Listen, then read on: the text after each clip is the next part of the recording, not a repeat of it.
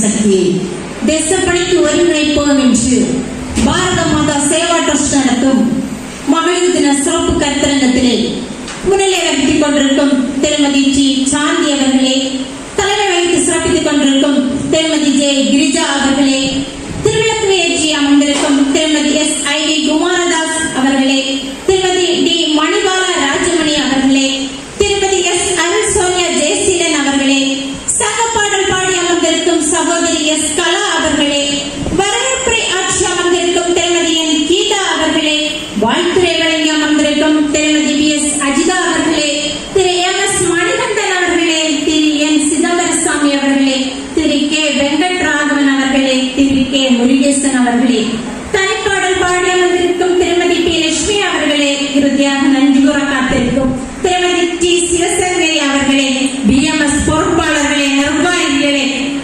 எனதருமை அனைத்து பிஎம்எஸ் சொந்தங்களே, உங்கள் அனைவருக்கு என்னுடைய மனமார்ந்த முதற்கண் வணக்கங்களை தெரிவித்துக் கொண்டு மார்ச் 8 மகளிர் தின நல்வாழ்த்துக்களை உங்கள் அனைவருக்கும் நான் தெரிவித்துக் கொள்கிறேன்.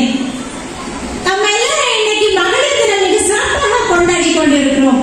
உங்களில் எத்தனை பேருக்கு தெரியும் ஆண்கள் தினம் என்று? யாருக்காவது தெரியுமா? இன்று மார்ச் 8 மகளிர் தினம். சரி, ஆண்கள் தினம் என்று யாருக்காவது தெரியுமா? நவம்பர் 19 ஆண்கள் தினம். அந்த ஆண்கள் தினத்திலே என்னுடைய சகோதரர் ஒரு ஸ்டேட்டஸ் வைத்திருந்தார். மச்சான், இன்னைக்கு ஆண்கள் தினம் பார்வா, எவனுமே ஸ்டேட்டஸ் வைக்கல. ஆனா மார்ச் 8 மகளிர் தினம் ஒண்ணு வரும் பாரு, அவன் ஸ்டேட்டஸ் வச்சு பின்னி தள்ளிடுவான். ஆமா, உண்மைதான். மங்கையராய் பிறப்பதற்கே நல்ல மாதவம் செய்திட வேண்டுமாமா என்கிறார் கவிமணி தேசியநாயகம் பிள்ளை. நாமெல்லாம் புண்ணியம் செய்தோமோ, என்ன மாதம் தவம் செய்தோமோ தெரியவில்லை. இந்த ஜென்மத்திலே அதன் பயனாக நாமெல்லாம் மங்கையராய் பிறந்து விட்டோம். பிறக்கும் போது நாமெல்லாம் மகளாக பிறந்தோம். பெற்றோருக்கு மகளாக, தாத்தா பாட்டிக்கு பேத்தியாக, அண்ணன் அக்காவிற்கு தங்கையாக பிறந்து விட்டோம். ஆனால் இறக்கும் போது ஒரு சரித்திரம் படைத்திருப்போம். நாமெல்லாம் இறக்கும் போது கண்டிப்பாக ஒரு சரித்திரம் படைத்திருக்க வேண்டும். பெண்ணால் முடியாதது எதுவுமே இல்லை. உலகின் ஆக சிறந்த சக்தி பெண். இன்று பாரதம் வல்லரசை நோக்கி விரைந்து ஓடிக்கொண்டிருக்கிறது என்பது நமக்கு தெரியும். ஆனால் விரைந்து ஓடிக்கொண்டிருக்கும் வல்லரசு பாரதத்திலே அதன் வீர் சக்கரமாக ஓடுவது பெண்களாகிய நாம் தான். சிறுநெறி ஓலம் கேட்டு சிங்கம் தயங்கி விடலாமோ, தளர்ந்து ஒதுங்கி விடலாமோ? அவ்வாறு சிறுநரிகளின் ஓலங்களை கேட்டு சிங்கங்களாகிய நாம் தயங்கிய காலம், தளர்ந்த காலம், ஒதுங்கிய காலமெல்லாம் ஓடியே போனது. இந்த தீய சக்திகளை எல்லாம் விரட்டி அடிக்க பெண்களாகிய நாமே தயாராகிவிட்டோம். உண்மைதானே? நீங்கள் எல்லாம் தீய சக்திகளை விரட்டி அடிக்க தயாராகத்தானே இருக்கிறீர்கள்? சிலர் கூறுவார்கள், அடுப்பூதும் பெண்களுக்கு படிப்பதற்கு என்று. உண்மையாகவே அது அப்படி அல்ல. அடுப்பூதும் பெண்களுக்கு படிப்பு எதற்கு? அந்த வெள்ளையனுக்கோ நாக்கு திருந்தாது. அவன் அடுப்பூதும் பெண்களுக்கு படிப்பதற்கு என்று திருப்பி விட்டான்.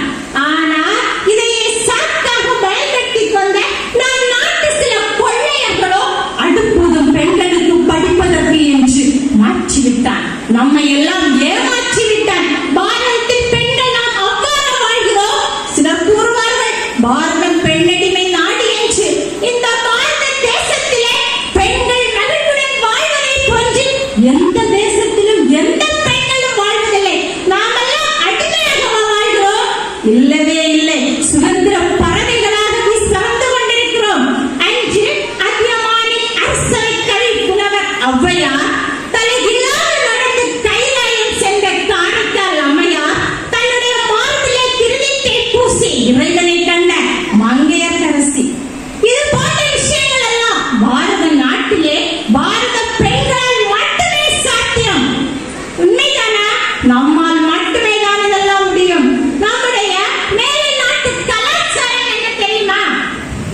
தன்னுடைய தாயை தவிர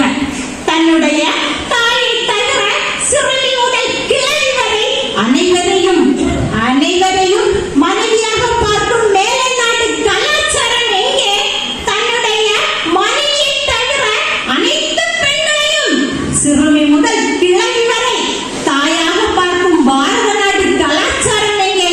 இந்த ஒரே ஒரு கலாச்சாரத்தை வைத்து நாம் கணக்கிட்டுக் கொள்ளலாம் பாரதம் பெண்களை எவ்வாறு போற்றி கொண்டாடி இருக்கிறது என்பதை. நாமெல்லாம் படங்கள் பார்த்திருப்போம், படங்களிலே சினிமாக்களிலே காட்சிகள் பார்த்திருப்போம். பழைய படங்களை எடுத்துக்கிட்டீங்கன்னா எப்படி காட்சிப்படுத்தப்பட்டிருக்கும்?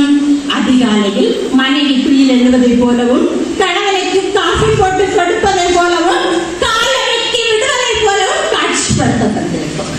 ஆனால் புதிய படங்களை எடுத்து பாருங்கள், மனைவியானவள் 10 மணிக்கு எழுவதை போலவும், கணவன் காஃபி போடுவதை போலவும், கணவன் மனைவிக்கு காலமைக்கு விடுவதை போலவும் காட்சிப்படுத்தப்பட்டிருக்கும். உண்மைதானே? பழைய படங்கள் எப்படி பெண்கள் கணவனுக்கு பணிவதை போலவும், ஆண்கள் புதிய படங்களில் ஆண்கள் மனைவிக்கு பணிவதை போலவும் காட்சிப்படுத்தப்பட்டிருக்கும். பெண்களின் பணிவு என்பது பாரத கலாச்சாரங்களில் ஒன்று. ஆனால் ஆண்களின் பணிவு என்பது பாரத பெருமை அல்ல. சினிமாக்களின் மூலம் மேலை நாட்டு கலாச்சாரத்தை நம்மிடையே புகுத்தி நம் நாட்டு கலாச்சாரத்தை அழிக்க நினைப்பது என்பதை பெண்களாகிய நாம் ஒவ்வொருவரும் உணர்ந்து கொள்ள வேண்டும். மேலை நாட்டு கலாச்சாரம் நமக்கு தேவையில்லை, பார்ப்போற்றும் பாரத நாட்டு கலாச்சாரமே நமக்கு போதும் என்பதை நீங்கள் எல்லாம் நினைவில் வைத்துக் கொள்ள வேண்டும். பணிவு மிக்க பெண்கள் சமுதாய பணி ஆற்றும் போதுதான் வேகத்தோடு விவேகமும் இணைந்து பணியாற்றும். வேகத்தோடு விவேகம் இணைந்து பணியாற்றும் போது அந்த பணி எவ்வளவு செவ்வனே இருக்கும் என்பதை நீங்கள் ஒவ்வொருவரும் நினைத்து பார்க்க வேண்டும். ஆமா, நாம எல்லாம் சமுதாய பணி செய்யணும். இவங்கெல்லாம் சொன்னாங்க, நீங்க எல்லாம் கண்டிப்பா சமுதாய பணி செய்யணும் அப்படின்னு சொல்லிட்டு. ஆமா, நம்ம ஏன் சமுதாய பணி செய்யணும்? என்னைக்கா நினைச்சு பார்த்திருக்கீங்களா? சுதந்திர பூமியிலே வாழ்கிறோம், சுதந்திரமாக வாழ்கிறோம், எந்த பிரச்சனையும் இல்லை, வேலைக்கு செய்கிறோம், வேலை செய்த பணத்தை வைத்து சம்பாதித்துக் கொள்கிறோம், சுகமாக வாழ்கிறோம், ஆடம்பரமாக வாழ்கிறோம். அப்படி இருக்கையில் நாம எல்லாம் சமுதாய பணி செய்யணும். ஒரு நிமிடம் நீங்கள் எல்லாம் நினைத்து பார்க்க வேண்டும். அன்று அவர்களுக்கு செய்த பல்லாயிரம் கொடுமைகளிலே ஒன்றுதான் நம்முடைய இந்து சாம்ராஜ்ய சிற்பி சத்ரபதி சிவாஜி, மராட்டிய மாவீரன். தான் அல்லும் பகலும் பூஜித்து வழிபட்டு வந்த அன்னை பவானியின் சிலையை உடைத்து சுக்கு நூறாக்கி தூளாக்கி மாவாக்கி தான் சென்ற சாலைகளிலே வீசி அதன் மேலே நடந்தானாம் அவுரங்கசீப். அடுத்து அலாவுதீன் கில்ஜி செய்த பல்லாயிரம் கொடுமைகளிலே ஒன்றுதான் சித்தூர் கோட்டையிலே ராணி பத்மாவதி என்னும் பத்மினி சௌகார் விழா கொண்டாடியது. உங்களில் யாருக்காவது தெரியுமா சௌகார் விழா என்ன என்று? சௌகார் விழா என்றால் அரச குடும்பத்து பெண்கள், ராஜகுமாரத்தி பெண்கள் எல்லாம் கூட்டாக கோட்டையிலே தீக்குளிப்பது. எங்கே இந்த அலாவுதீன் கில்ஜி வெற்றி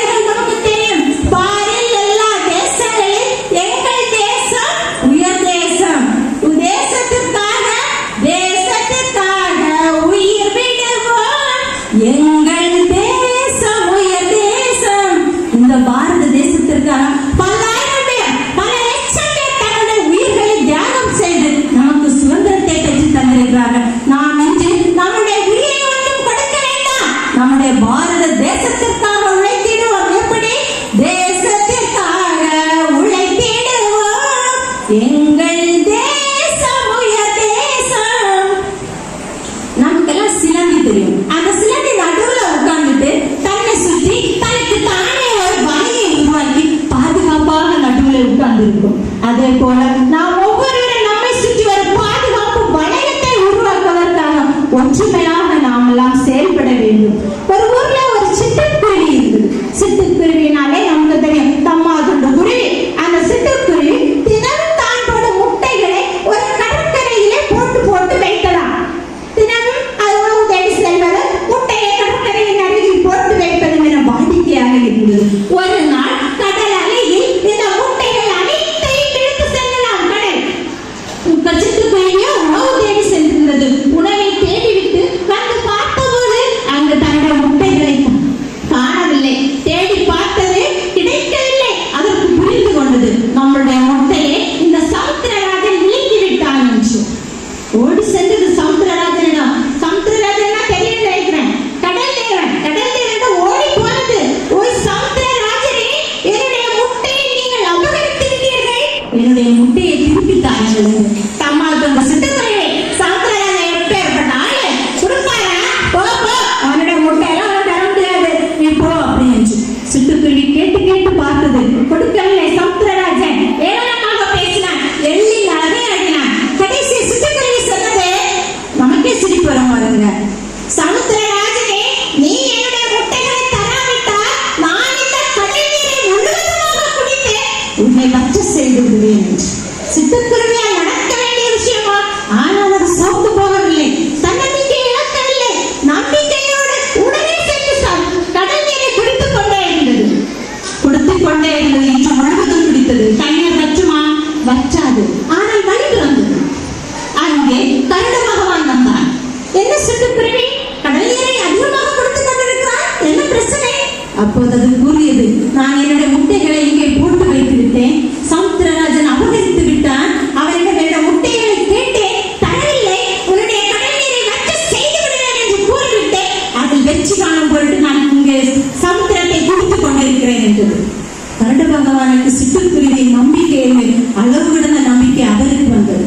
உடனே சென்றார், விஸ்வரூப வடிவம் எடுத்து சமுத்திரராஜனிடம் சென்றார்.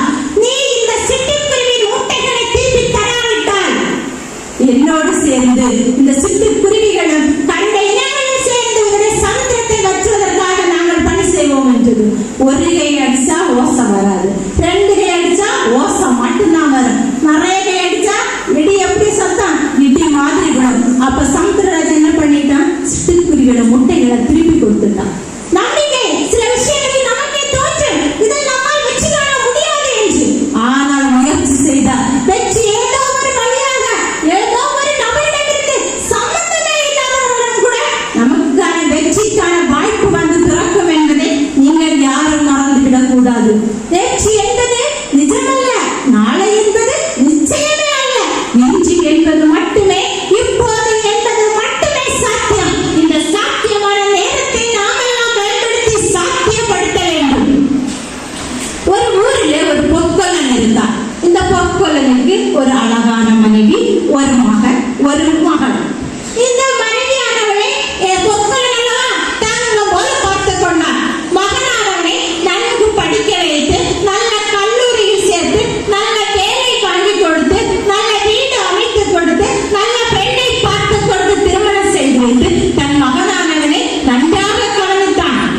அடுத்ததாக தன்னுடைய மகனையும் நன்கு படிக்க வைத்து நல்ல கணவனை தேடி நல்ல இடத்திலே சம்பந்தம் பார்த்து கட்டி கொடுத்தார். தன்னுடைய மனைவியை நன்றாக பார்த்துக் கொண்டார். இப்படி தன்னுடைய குடும்பத்தை மிக சிறப்பான அந்த ஊரிலே யாரும் பார்க்காத அளவிற்கு தன்னுடைய மனைவி குழந்தைகளை கவனித்துக் கொண்ட பொற்கொல்லன் ஒரு நாள் மாண்டு போனான். அப்ப நம்ம என்ன நினைப்போம், குடும்பத்தை நல்லா பார்த்துருக்கான், நல்ல பையன், அவருக்கு என்னதான் கிடைக்கும் நினைப்போம். மாண்டதுக்கு அப்புறமா சொர்க்கத்துக்கு தான் போவான் அப்படின்னு நம்ம நினைப்போம். ஆனா அந்த பொற்கொல்லன் எங்கே போனான் தெரியுமா? நரகத்திற்கு போனான். ஏன் இவனுக்கு நரகம் பிடித்தது என்று கேட்டீர்களானா, அவன் இந்த சமுதாயத்திற்காக எந்த பணி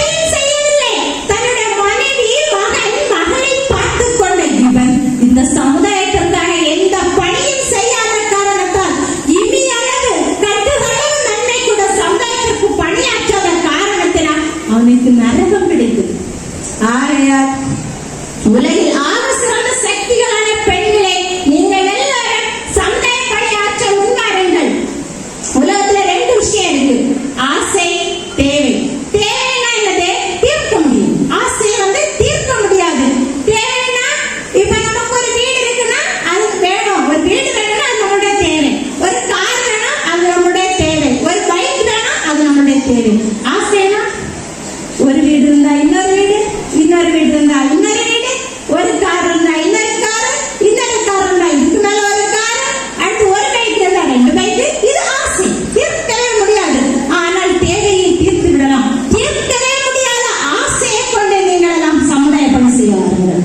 ஒரு பணி தீர்ந்ததா அடுத்த பணியை கேளுங்கள்.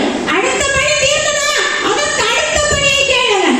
அவ்வாறு பணிகளை தீர்க்கவே செய்யாத, தீரவே செய்யாத, தீர்க்க முடியாத ஆசையை கொண்டு நீங்கள் எல்லாம் சமுதாய பணி செய்ய வாருங்கள். அப்போதுதான் நம் பாரத தேசம் இன்னும் புத்தொழில் வீசி கொடிகட்டி பறக்கும் என்பதை நினைவில் வைத்துக் கொள்ளுங்கள். ஒரு ஆசிரமத்திலே 3 மாணவர்கள். ஆசிரமம்னா தெரியும், நம்ம ஒரு குறிப்பிட்ட வருஷம் வரையும் அங்கேதான் படிக்கணும். வீட்டுக்கு போக முடியாது, நம்முடைய பெற்றோர்களை பார்க்க முடியாது. அவ்வாறு 3 மாணவர்கள் குறிப்பிட்ட வருடங்கள் வரை ஆசிரமத்திலே படித்து தன்னுடைய படிப்பை பூர்த்தி செய்து கொண்டிருந்தார்கள். அப்ப ஆசிரமத்தின் குருவானவர் 3 பேரையும் அழைத்து, உங்களுடைய கல்வியானது இன்றோடு முடிவடைகிறது, நீங்கள் 3 பேரும் வீட்டிற்கு செல்லலாம் என்று கூறினார். உடனே வீட்டிற்கு விட்ட குசியில் முதல் மாணவன், நம்ம சில சகோதரர்கள் எல்லாம் சபரிமலை போய் அபிஷேகம் பண்ணி முடிச்சுட்டு 18ஆம் படியிலிருந்து கீழே இறங்கின உடனே தங்களுடைய பெற்றோர்களுக்கோ மனைவிகளுக்கோ போன் பண்ணுவாங்க. எதுக்கு சொல்லுங்க பாப்போம்? எல்லாருக்கும் வீட்டுல சபரிமலை போயிருப்பாங்க. சபரிமலையில அபிஷேகம் முடிச்சு 18ஆம் படி கீழே இறங்கினா ஒரு போன் வரும். சபரிமலையில இருந்து எங்க வீட்டுல என்னுடைய சகோதரர்கள் எல்லாம் பண்ணுவாங்க, அம்மா மீன் வாங்கி வை, அபிஷேகம் முடிஞ்சு சொல்லுவாங்க. மீன் வாங்கி கறிவை, அபிஷேகம் முடிஞ்சு. அதே மாதிரி 3 மாணவர்களை விட்டோட முதல் மாணவன் எத்தனை வருஷத்தை ஏற்றம் ஓடுறான், ஒரே ஓட்டம். ஓடும்போது போகும் வழியிலே ஒரு முள்வேலி இருந்தது. அந்த முள்வேலியை தட்டி கீழே விழுந்தான். குருவானவன் சக மாணவர்களை அனுப்பி அழைத்து வர சொன்னார். அம்மாணவனை அழைத்து வந்த போது குருவானவர் அவரிடம் சொன்னார், உன்னுடைய கல்வியானது முடிவு பெறவில்லை, நீ போ, ஆசிரமத்தின் உள்ளே போ என்று அனுப்பி வைத்தார்.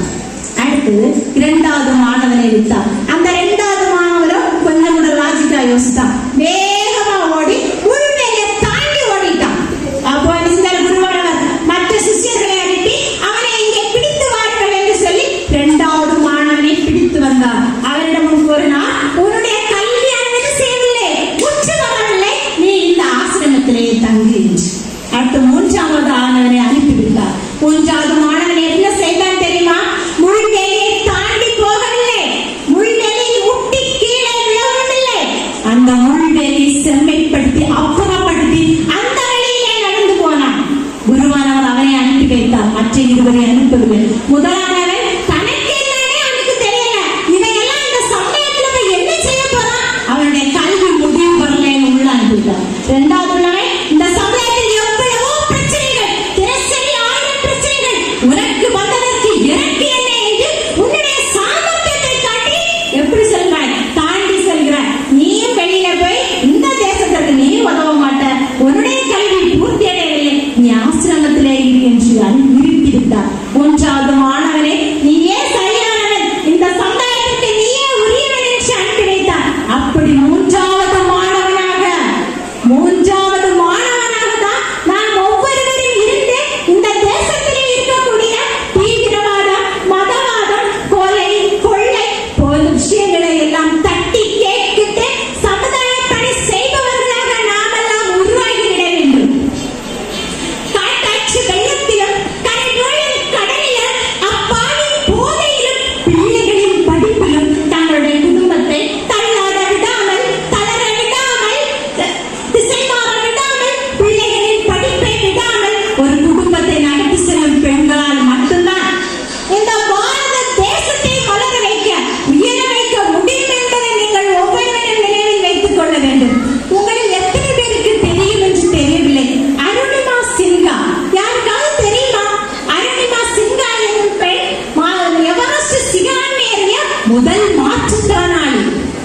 2 காலம் 2 கையும் சிறப்பா இருக்க நம்மளால 2 கிலோமீட்டர் தூரம் நடக்க முடியல. எவரெஸ்ட் சிகரம் தெரியல, எவ்வளவு அடி உயரத்தில் இருக்கக்கூடிய சிகரம். சாதாரண பெண் அல்ல, மாற்றுத்திறனாளி பெண் எவரெஸ்ட் சிகரத்தை ஏறி முதலிலே சரித்திர சாதனை படைத்தாள். அவளால் முடிகிறது என்றால் ஏன் நம்மால் முடியாதா? அடுத்து 2019 புல்வாமா தாக்குதல் உங்கள் அனைவருக்குமே தெரியும். பல வீரர்கள் இறந்து போனார்கள். அதிலே ஒருவர் தான் மேஜர் விபூதி சங்கர் என்னும் ஒரு ஆண். இந்த மேஜர் விபூதி சங்கர் இறந்து போகும்போது அவருடைய மனைவி நிகிதா துவண்டு போகவில்லை, சோர்ந்து போகவில்லை, தளர்ந்து போகவில்லை, வீட்டிலே முடங்கி போகவில்லை. தன்னுடைய கணவன் எந்த துறையிலே பணியாற்றி தன்னுடைய உயிரை தேசத்திற்காக கொடுத்தாரோ அதே துறையிலே நானும் பணியாற்றி இந்த தேசத்திற்காக பணியாற்றினேன் என்று கஷ்டப்பட்டு படித்து அப்பணியிலே சேர்ந்து இன்று நமது பாரத தேசிய ராணுவத்திலே பணியாற்றி கொண்டிருக்கிறார் நிகிதா. இன்று இப்படி மேலும் இவங்களெல்லாம் சொல்லாம தாண்டி போகவே முடியாது. நம்ம குடியரசுத் தலைவர் திரௌபதி முர்மு அடிப்படை இவங்க குடும்ப வாழ்க்கையில இவங்க பட்ட கஷ்டத்துக்கு அளவே கிடையாது. சாதாரண துப்புரவு பணி இவங்க அடிப்படை வேலையில சாதாரண துப்புரவு பணி செய்து இன்று நம்முடைய பாரத தேசத்தின் முதல் குடிமகன் என்னும் பட்டத்தை முதல் குடிமகனாக பெற்று நம்ம தேசத்தையே பாரெங்கும் தலைவர் செய்திருக்கிறார் நம்முடைய குடியரசுத் தலைவர். அடுத்து நம்ம நிதியமைச்சர் நிர்மலா சீதாராமன், திருச்சி சிவா, தொல் திருமாவளவன், நம்ம மாறன் கோஷ்டிகள் இவங்களெல்லாம் எங்க போறீங்க? இல்லங்க, நான் சொல்றதை கேட்டுட்டு போங்க. கேன்டீன்ல போய் டீயும் காஃபியும் குடிக்க போறீங்களா? வெளியே போகாதீங்க, உள்ள உட்காருங்க என்று பார்லிமெண்டத்தை கதறவிட்ட தமிழ் பெண், ஹிந்தி தெரியாத போராளிகளிடம் தமிழ் தெரியும் வாயா என்று கூப்பிட்டு பார்த்துவிட்டு பார்லிமெண்டை கதறவிட்ட பெண் நிர்மலா சீதாராமன். இவர்கள் எல்லாம் அடிப்படையில் செய்த பணி என்ன தெரியுமா? நம்மை போல் சமுதாய பணிதான். அன்று அவர்கள் செய்த சமுதாய பணியின் பலன்தான் இன்று இவர்களுக்கு கிடைத்த மிகப்பெரிய பதவிகளும் பட்டங்களும். இன்று இப்படி என்றால் அன்றோ சொல்லவே முடியாது. நமக்கெல்லாம் தெரியும் வேலு நாச்சியார், சிவகங்கை சீமை ராணி வேலு நாச்சி தன்னுடைய கணவர் முத்துவடிகநாதரை காளையார் கோயிலில் முன்பே வைத்து சுட்டுக் கொள்கிறார்கள் ஆங்கிலேயர்கள். வேறு வழி இல்லை.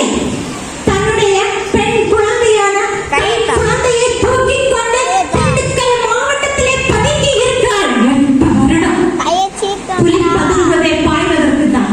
இந்த வேலு நாச்சியாரிடம் ஒரு சிறப்பு இருக்கிறது தெரியுமா? 7 மொழிகள் தெரியுமா?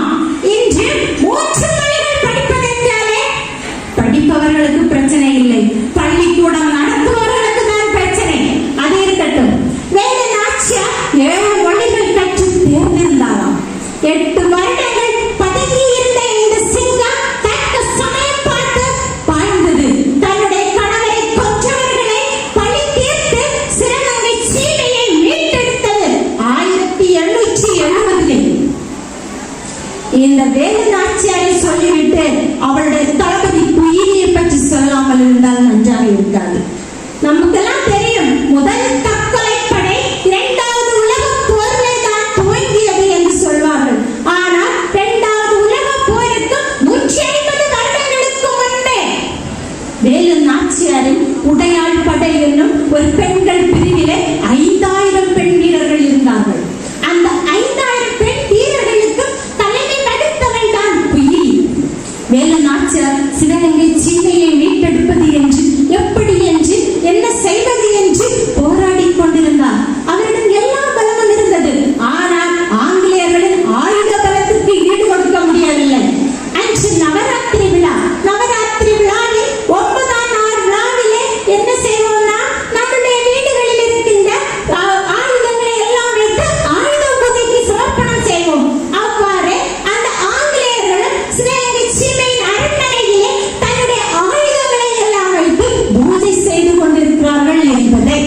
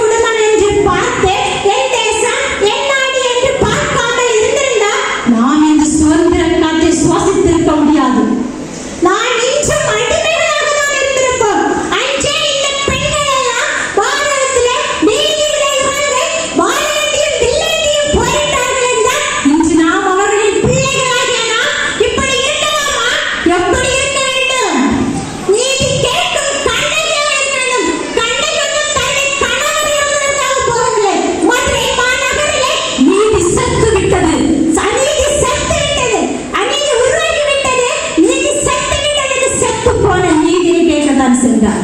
அப்படிப்பட்ட இவர்களின் பிள்ளைகளாகிய நாமெல்லாம் எப்படி இருக்க வேண்டும்?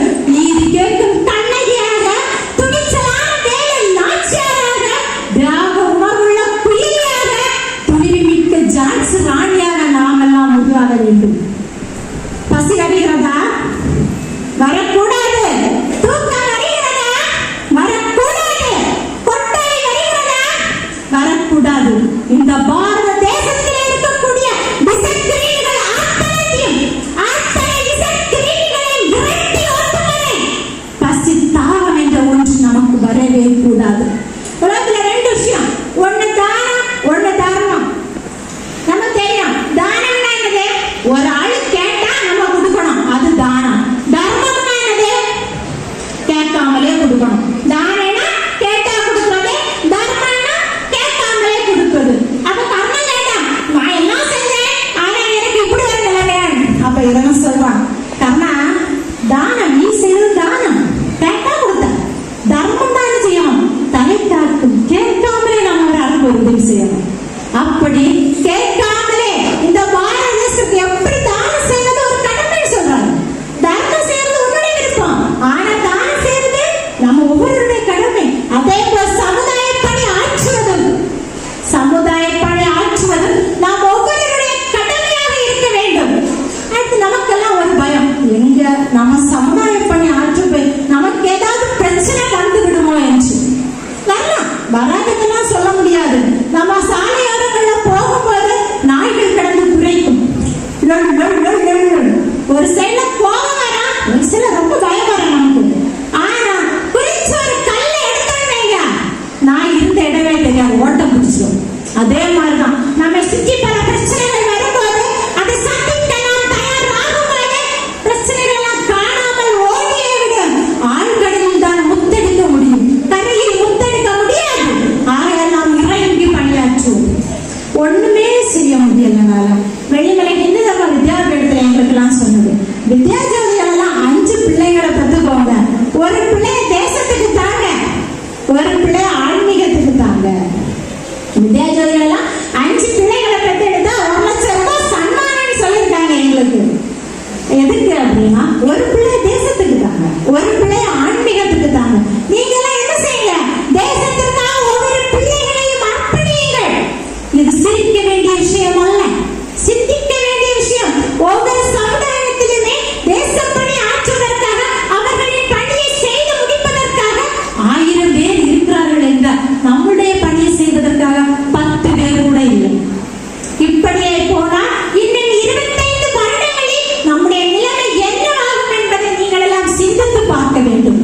அன்று தாய் புவனேஸ்வரி மாதா சுவாமி விவேகானந்தரை தந்தாள், லட்சுமி அம்மாள் பாரதியாரை தந்தாள், நாகம்மாள் சுப்பிரமணிய சிவாவை தந்தாள், ஜீஜாபாய் மராட்டிய மாவீரன் சத்ரபதி சிவாஜியை தந்தாள். அதுக்கு அடுத்ததா நம்ம பிரபாவதி கோஸ், நம்ம எல்லாம் தேசத்தாங்க நேதாஜி சுபாஷ் சந்திர போஸை தந்தார். அதாவது